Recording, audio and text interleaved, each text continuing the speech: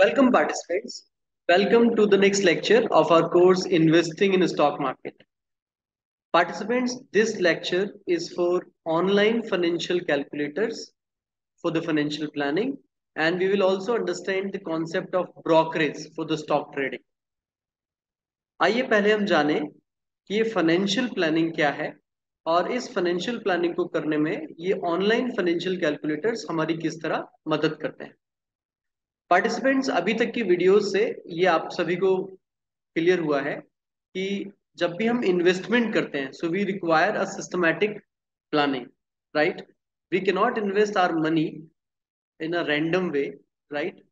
So we would like to protect our savings because वो हमने बहुत मेहनत से अर्न किया होता है, और हम ये भी चाहते हैं कि जब भी कभी इमरजेंसी पड़े, जरूरत पड़े और अब हमें हमारा इन्वेस्टमेंट बेचना पड़े, लिक्विडेट करना पड़े, तो हमारा इन्वेस्टमेंट तुरंत बिक भी जाना चाहिए, मार्केट में उसके बायर्स भी होने चाहिए।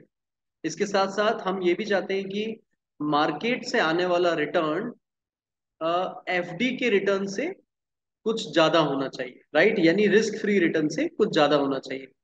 तो इसके लिए हमें जरूरत है एक प्रॉपर फाइनेंशियल प्लानिंग की, एक प्रॉपर सिस्टमैटिक फाइनेंशियल प्लान की, जिसके थ्रू हम हमारा investment different different asset classes में कर सकते हैं और ओवरऑल रिटर्न को मैक्सिमाइज कर सकते हैं।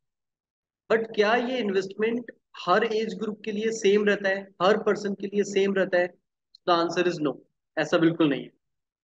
हमारा जैसे जैसे एज इंक्रीज होता है और जैसे जैसे हम लाइफ के अगले पड़ाव पे पहुंचते हैं, हमारा मैरिटल स्टेटस जैसे जैसे बदलता है, राइट, हमारी नीड्स भी बदलती है। तो अगर हम बात करें कि एक 20 से 30 साल के पर्सन के लिए जो फाइनेंशियल प्लान काम करेगा, वो 60 साल के पर्सन के लिए बिल्कुल काम नहीं करेगा। Okay, because there are different objectives, financial goals अलग अलग होते हैं। 20 से 30 साल में हम इमरजेंसी फंड्स पे फोकस करते हैं, हेल्थ पर फोकस करते हैं, इंश्योरेंस खरीदने की बात करते हैं, सेविंग्स करने की बात करते हैं। जबकि 30 से 40 साल की एज में हमारी प्लानिंग बदल जाती है, हमारे गोल्स बदल जाते हैं, और इस एज ग्रुप में हमारा फोकस एक पर्सनल रेजिडेंस, खुद का मकान खरीदने के लिए होता है, या अगर हमने कोई लोन लिया हुआ है तो उसके रीपेमेंट के लिए होता है। और साथ ही साथ हम इस एज में अपनी रिटायरमेंट की भी प्लानिंग के लिए इन्वेस्टमेंट स्टार्ट करते हैं। अगर हम बात करें 40 से 50 एज ग्रुप, तो वहां पर हमारा मेन ऑब्जेक्टिव वेल्थ एक्यूमुलेशन होता है, और हम हमारे चिल्ड्रंस के लिए सेविंग्स करना चाहते हैं, चिल्ड्रंस के लिए इन्वेस्टमेंट करना चाहते हैं, राइट।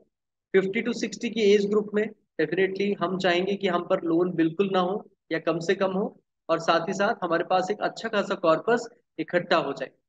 तो क्या इन सभी चीजों के लिए हम किसी भी एज ग्रुप में कभी भी कैसा भी फाइनेंशियल प्लान बना सकते हैं? तो आंसर इज नो। हर एक ऑब्जेक्टिव के लिए हमें पहले से एडवांस में ये कैलकुलेट करना पड़ेगा कि कितना अमाउंट आज इन्वेस्ट किया जाना चाहिए। तो ये जो पूरा प्रोसेस है, ये जो पूरा सिस्टम है, राइट, इसी को हम फाइनेंशियल प्लानिंग कहते हैं। तो फाइनेंशियल प्लानिंग क्या है? It is a step by step approach, जिसके थ्रू हम हमारे लाइफ के सारे फाइनेंशियल गोल्स को अचीव करने की कोशिश करते हैं थ्रू फाइनेंशियल इन्वेस्टमेंट और other investment.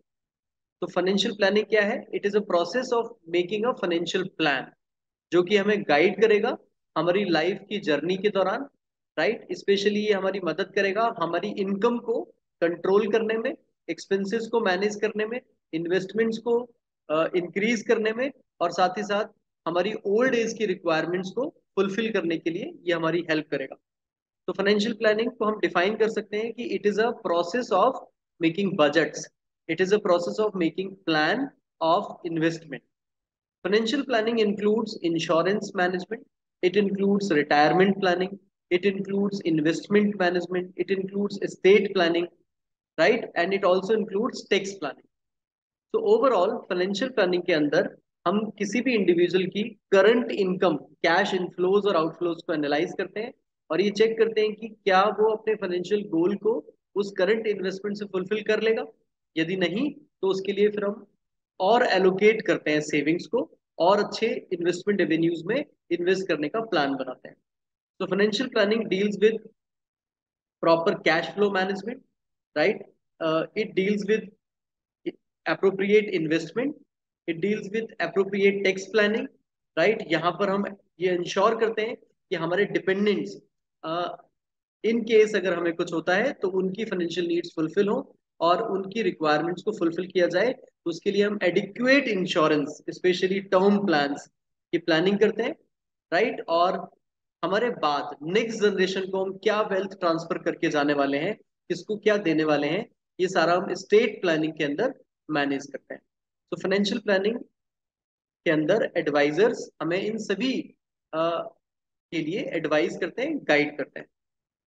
Now, participants, this financial planning we can opt from any financial institution. We can also opt through online uh, portals, platforms.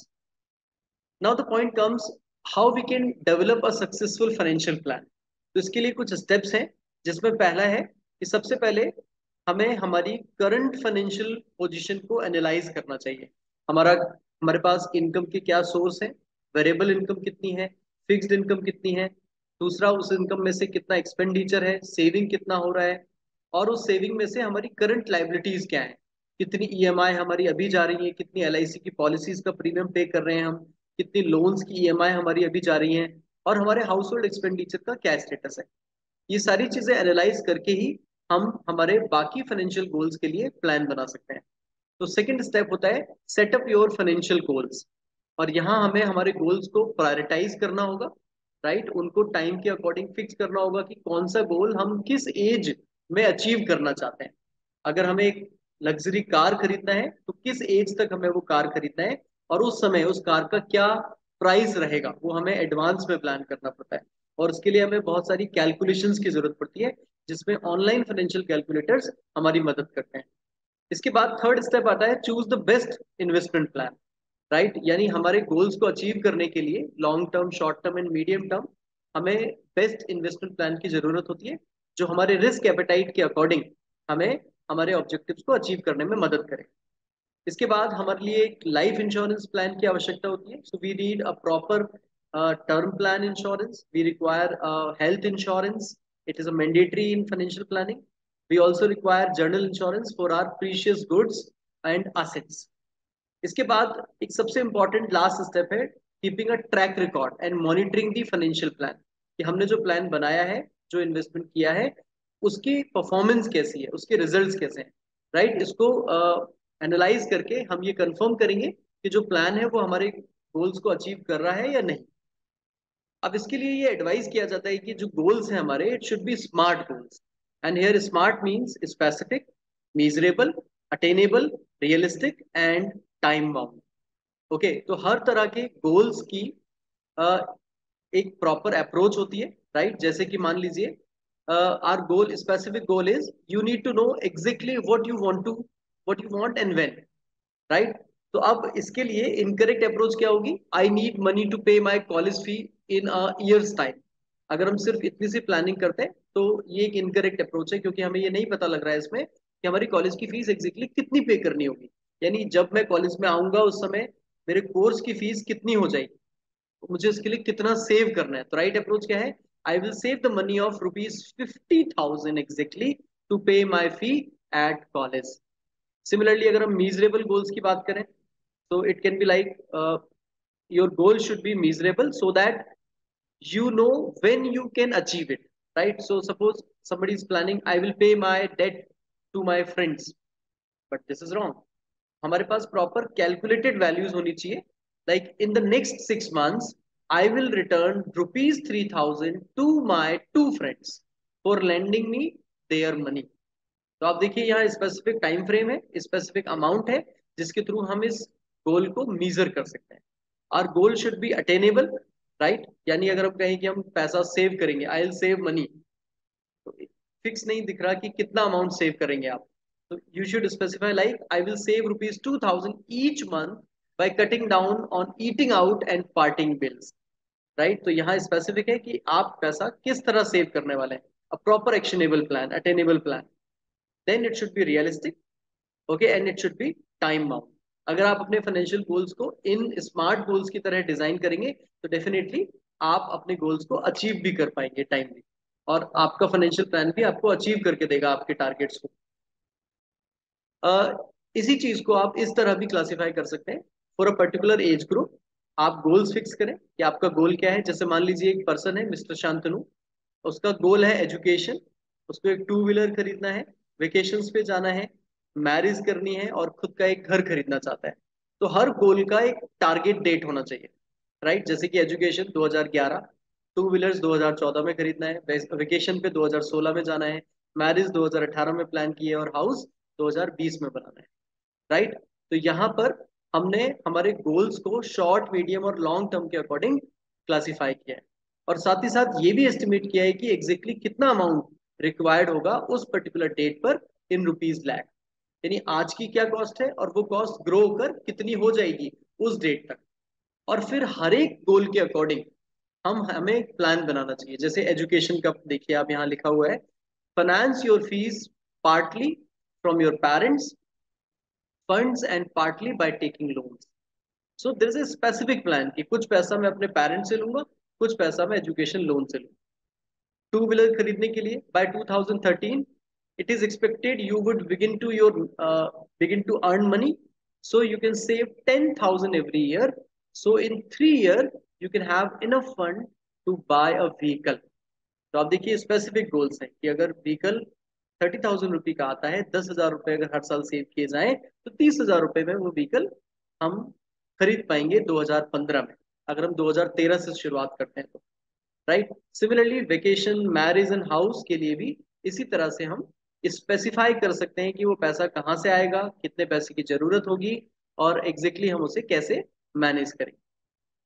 Okay, now in this entire story there is a very important role of calculations, और ये calculations हम में से ज्यादातर लोगों को tough लगती है क्योंकि ये फॉर्मूला ड्रिवन है। तो इसके लिए फाइनेंशियल कैलकुलेटर्स अवेलेबल हैं, वेबसाइट्स हैं जहां पर आप अपनी नीड्स को बताइए, अपने गोल्स को स्पेसिफाई कीजिए और आप कैलकुलेशंस कर सकते हैं। ये फाइनेंशियल कैलकुलेटर्स लोन लेने के लिए जो कैलकुलेशन चाहिए वो भी करके देते हैं, साथ ही साथ इन्वेस्टमेंट से रिलेटेड कैलकुलेशंस भी करके देते हैं। आप रिटायरमेंट प्लानिंग के लिए अपने कॉर्पस का अमाउंट प्लान कर सकते हैं, राइट? आप एन्यूटी प्लान कर सकते हैं कि कितना पेंशन आपको मिलेगा अगर आप एक पर्टिकुलर अमाउंट आज से सेव करें तो। क्रेडिट कार्ड के कैलकुलेशंस आप यहाँ से कर सकते हैं, ऑटो लोन और लीज का कैलकुलेशन यहाँ से कर सकते हैं। इसके अलावा आप टैक्स की प्लानिंग के लिए इंपॉर्टेंट लिंक्स को यूज कर सकते हैं। स्टॉक मार्केट से रिलेटेड कैलकुलेटर्स इंटरनेट पे अवेलेबल हैं, लोन से रिलेटेड कैलकुलेटर्स इंटरनेट पे अवेलेबल हैं। तो इन कैलकुलेटर्स की मदद से आप स्पेसिफिक कैलकुलेशंस कर सकते हैं। तो आइए इन कैलकुलेटर्स को यूज करके देखें। पार्टिसिपेंट्स, आपके स्क्रीन पर एक ऑनलाइन फाइनेंस कैलकुलेटर का वेबसाइट मैंने ओपन किया है, इसका नाम है grow.in, राइट? और आप देख सकते हैं यहाँ पे SIP, सिस्टमेटिक इन्वेस्टमेंट प्लान का कैलकुलेशन हो सकता है कि अगर अब आप एक फिक्स्ड अमाउंट आज से सेव करना स्टार्ट करें तो वो पिछले अगले 10 सालों में कितना बन जाएगा। लमसम इन्वेस्टमेंट अगर करते हैं तो उसकी वैल्यू कितनी हो जाएगी। सिस्टमैटिक विड्रॉल अगर करते हैं तो कॉर्पस कितना इकट्ठा होगा। म्यूचुअल फंड्स के रिटर्न्स आप कैलकुलेट कर सकते हैं। इसके अलावा सोशल सिक्योरिटी स्कीम्स जैसे Sukanya Samriddhi Yojana, public provident fund, right, EPF, fix deposits, recurring deposit, national pension scheme, HRA calculation, retirement related calculation, EMI related calculation, car loan related EMI, home loan related EMI, simple interest calculation, tax related calculation, compound interest related calculation, gratuity, CAGR, GST, TDS, brokerage. There are many calculators available on this particular platform. तो आइए जरा किसी एक या दो को use करके देखते हैं। तो देखिए सबसे पहले मैंने यहाँ पे SIP ओपन किया है, सिस्टमेटिक इन्वेस्टमेंट प्लान। अगर मैं यहाँ स्पेसिफाई करता हूँ कि मैं हर मंथ सपोज 5,000 रुपी सेव करूंगा या उसे इन्वेस्ट करूंगा, तो मुझे यहाँ बताना पड़ेगा कि कितना रिटर्न मैं एक्सपेक्ट करता हूँ। मार्केट कंडीशन को देखते हुए मुझे लगता है कि 10% का रिटर्न एक्सपेक्ट करना एक अप्रोप्रिएट डिसीजन रहेगा। तो यहाँ से मैंने 10% फिक्स कर दिया। टाइम पीरियड, ये 5,000 रुपये अगर मैं अगले 10 साल तक इन्वेस्ट करता हूँ तो आप जरा देखें, टोटल 6 लाख रुपए का इन्वेस्टमेंट आपने किया है, राइट?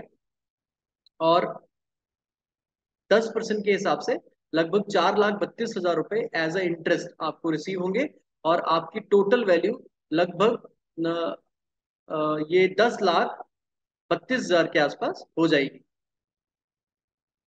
ओके, इसी तरह अगर मैं यहाँ से टाइम पीरियड इंक्रीज कर दूं, मान लीजिए यही इन्वेस्टमेंट मैं 10 की बजाय 20 सालों के लिए करूं, तो आप देखिए फिगर थोड़ा बढ़ करके आप देख सकते हैं इन्वेस्टमेंट इन्वेस्टेड अमाउंट सिर्फ 12 लाख रहा, और इस पर जो रिटर्न्स हैं, इंटरेस्ट है, वो लगभग 26 लाख रुपए के आसपास रिसीव हो रहे हैं। यानी इन टोटल 38 लाख रुपए की वैल्यू आपको रिसीव होगी सिर्फ एक 5,000 रुपए के छोटे से इन्वेस्टमेंट से, जो कि आप एसआईपी में कर रहे हैं। अगर इस टाइम पीरियड को और बढ़ा दिया जाए और यही इन्वेस्टमेंट अगर 25 ईयर के लिए किया जाए, तो आप देखिए 66 लाख का वैल्यू आपको अचीव होता है। और जरा आप इन्वेस्टेड अमाउंट और एस्टिमेटेड रिटर्न्स को देखिए, रिटर्न्स की वैल्यू 51 लाख रुपए है। राइट, 15 लाख रुपए के इन्वेस्टमेंट को पर आप 51 लाख रुपए का रिटर्न एस्टिमेट कर रहे हैं यहाँ पे अगले 25 सालों के दौरान। तो इस तरह आप एसआईपी की कैलकुलेशन यहाँ से कर सकते हैं और पता लगा सकते हैं कि कितना कॉर्पस इकट्ठा होगा। इसी तरह अगर लमसम कैलकुलेशन की बात करें, तो अगर कोई पर्सन आज मान लीजिए कि 1 लाख रुपए या 2 लाख रुपए लमसम अमाउंट इन्वेस्ट करता है, let's take example of 2 lakh, exactly 2 lakh. So I need to type here. Okay, 2 lakh रुपए अगर 10% के हिसाब से कोई 25 साल के लिए इन्वेस्ट करता है, तो ये अमाउंट लगभग 21 लाख रुपए हो जाता है 25 सालों के दौरान। और यही अगर 10 सालों के लिए कैलकुलेट करें हम, तो हमारा जो रिटर्न है ये लगभग 5,18,000 रुपए हो जाता है। तो आप यहाँ पाई चार्ट से, इस डोनट चार्ट से ये पता लगा पा रहे हैं कि आपके इन्वेस्टेड अमाउंट का प्रोपोर्शन कितना है और रिटर्न्स का प्रोपोर्शन कितना है, और किस ईयर में रिटर्न्स बढ़ जाएंगे आपके इन्वेस्टेड अमाउंट से। राइट, तो इससे आप लॉन्ग टर्म के लिए एसआईपी का प्लानिंग कर सकते हैं। इसी तरह पार्टिसिपेंट्स, अगर हम मान लीजिए कि पेंशन प्लानिंग कर रहे हैं और नेशनल पेंशन स्कीम में फंड लगा रहे हैं, तो यहाँ पर आप सपोज 5,000 रुपी पर मंथ इन्वेस्ट करते हैं। ओके, एनपीएस स्कीम में, एनपीएस स्कीम लगभग 8.5-9% के हिसाब से रिटर्न देती है पर एनम। और अगर आज की मेरी एज 33 ईयर अगर है, तो 33 ईयर के अकॉर्डिंग मैं फाइनेंशियल प्लानिंग यहाँ से कर सकता हूँ।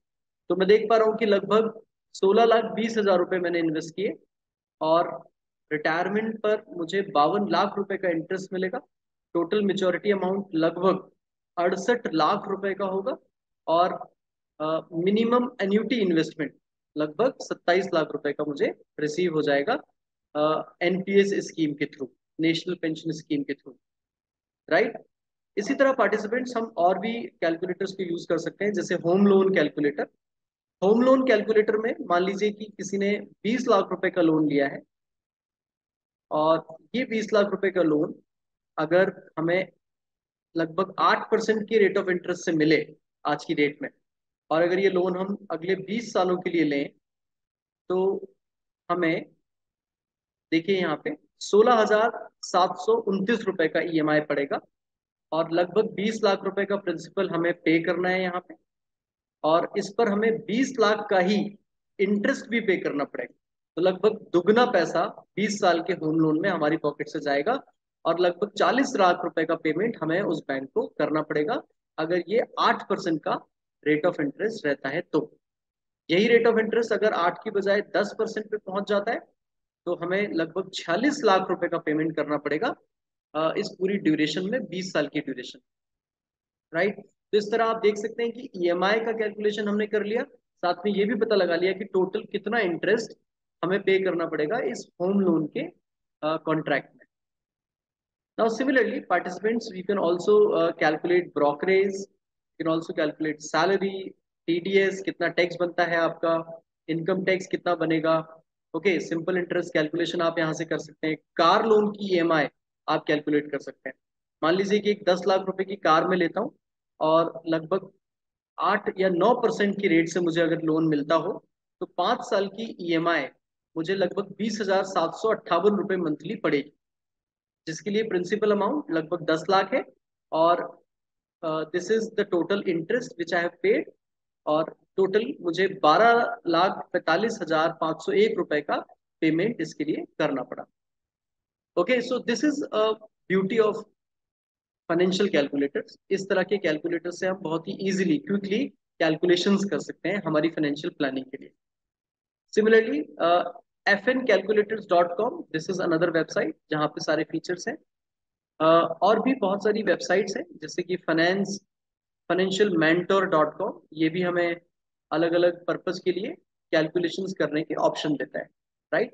सो these are some calculators on internet, you can find many calculators for financial planning. Now the next point is brokerage. आइए समझें कि ब्रोकरेज क्या है। पार्टिसिपेंट, जब भी हम कोई शेयर स्टॉक मार्केट से खरीदते हैं किसी भी ब्रोकर के थ्रू, तो ब्रोकर एक इंटरमीडियरी है, एक मीडिएटर है, एक एजेंट है। ये एजेंट हमसे बाइंग और सेलिंग दोनों पर ही एक पर्टिकुलर परसेंटेज फीस लेता है, कमीशन लेता है। इसी को हम ब्रोकरेज कमीशन कहते हैं। ओके, सो ब्रोकरेज क्या है? इट इज अ फी और it is a commission, right, which is charge by a broker, right, specially on buying and selling the securities. तो अगर हमें ब्रोकरेज कैलकुलेट करना है तो इसका सिंपल तरीका क्या है? नंबर ऑफ शेयर सोल्ड और bought multiplied by price of one unit of stock multiplied by brokerage percentage. यानी जितने रुपए का शेयर आपने खरीदा मल्टीप्लाइड बाय जितने नंबर ऑफ शेयर खरीदे मल्टीप्लाइड बाय जितना परसेंटेज ब्रोकर आपसे चार्ज कर रहा है। तो अगर आप उसको मल्टीप्लाई कर देंगे तो आपको ब्रोकरेज का अमाउंट मिल जाएगा। अगर हम एक एग्जांपल लें तो आप देखें जरा, इस एग्जांपल में लगभग 20 शेयर हिंदुस्तान यूनिलीवर कंपनी के 2,000 रुपए के हिसाब से खरीदे गए, जो कि रिया ने खरीदा।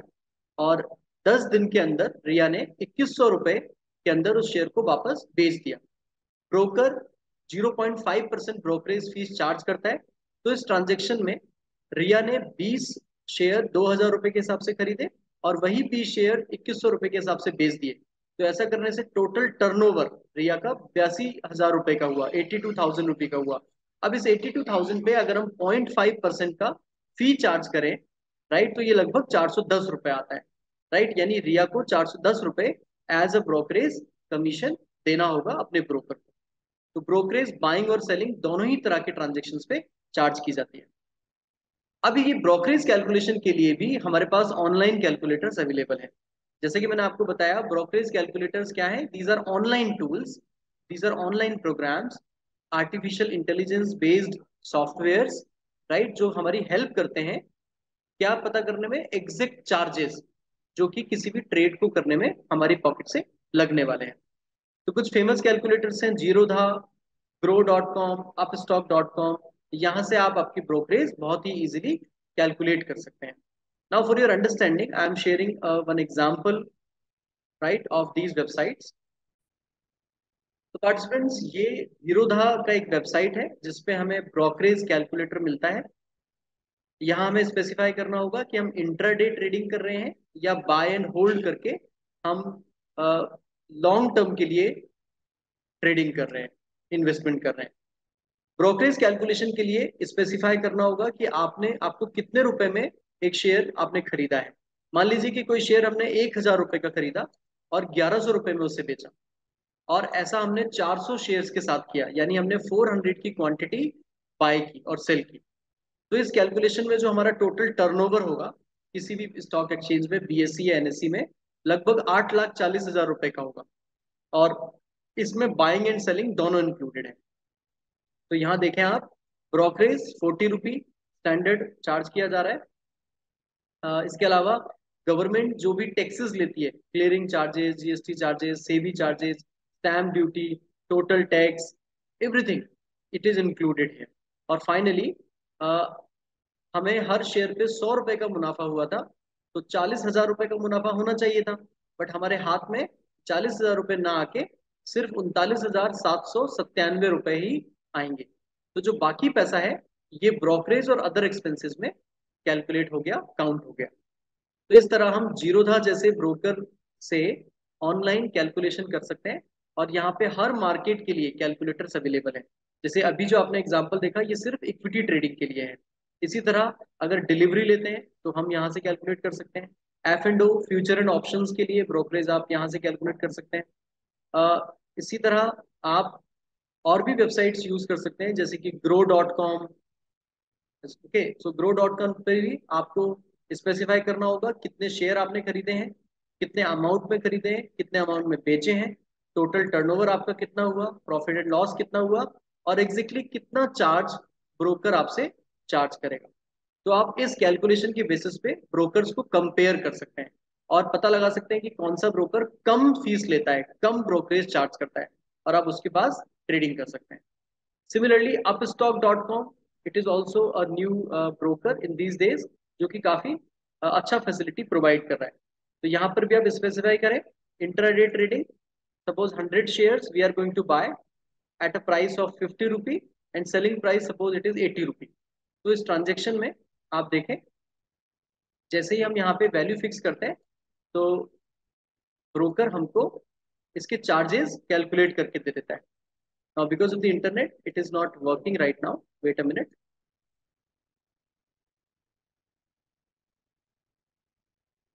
तो जैसे ही आप ये वैल्यूज यहाँ पे डालेंगे, ये वेबसाइट यहाँ पे कैलकुलेशंस आपको प्रोवाइड करके दे देगी। So let me refresh this website, right? So once again I am going to type quantity 100, 50 rupee and selling price is 80 rupee. Okay, so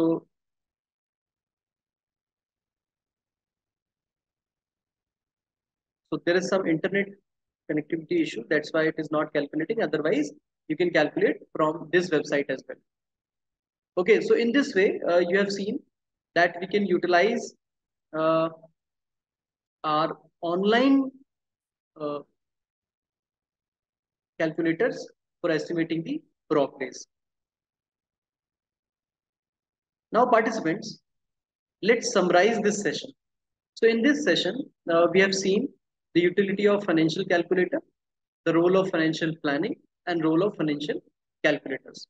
तो हमने जाना कि financial planning is basically financial plan, ये एक process है जिसके through हम हमारी लाइफ की फाइनेंशियल प्लानिंग करते हैं, हमारे गोल्स को अचीव करने के लिए इंपॉर्टेंट कैलकुलेशंस करते हैं, बजट्स बनाते हैं।